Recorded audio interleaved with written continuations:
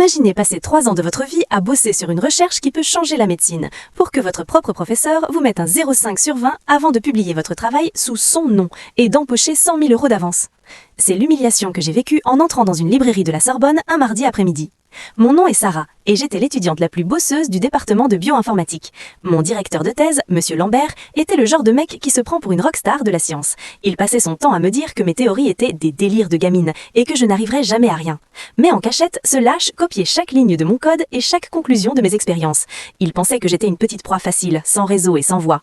Mais Lambert avait oublié que je suis une enfant d'Internet, et qu'on ne vole pas une aqueuse sans en payer le prix fort. Tout a commencé quand j'ai rendu ma thèse finale. J'étais fière de moi. 2 jours plus tard, Lambert me convoque. Il jette mon manuscrit sur la table. « Sarah, c'est médiocre. C'est du plagiat mal fait. Je vais devoir vous mettre une note éliminatoire. » J'étais effondrée.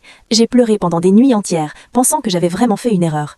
Jusqu'à ce que je voie sa tête à la télé, annonçant la sortie de son nouveau livre, La Révolution cellulaire. J'ai acheté le bouquin et j'ai failli vomir. C'était mon texte. Mes fautes de frappe étaient encore là. Mes graphiques personnels étaient reproduits à l'identique.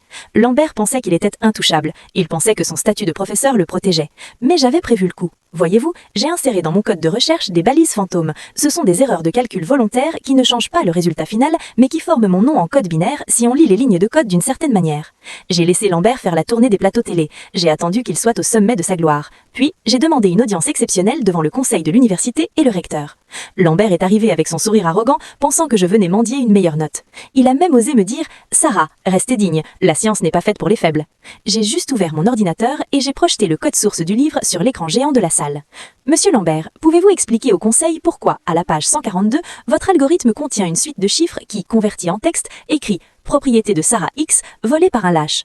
Le silence qui a suivi était digne d'un cimetière. Lambert est devenu plus blanc que sa blouse de labo.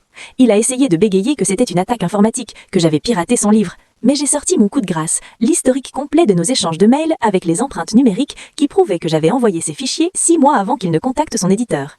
J'avais aussi enregistré nos rendez-vous où il me disait que mon travail était nul, alors qu'il était en train de l'imprimer pour lui-même. Le recteur a pris une décision radicale. Lambert a été radié de l'université pour faute grave et plagiat. L'éditeur a annulé le contrat et m'a versé l'intégralité de l'avance à titre de dédommagement. Son livre a été pillonné et retiré de toutes les librairies de France.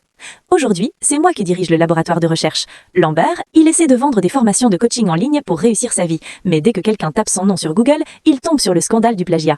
Il est grillé pour l'éternité dans le monde académique.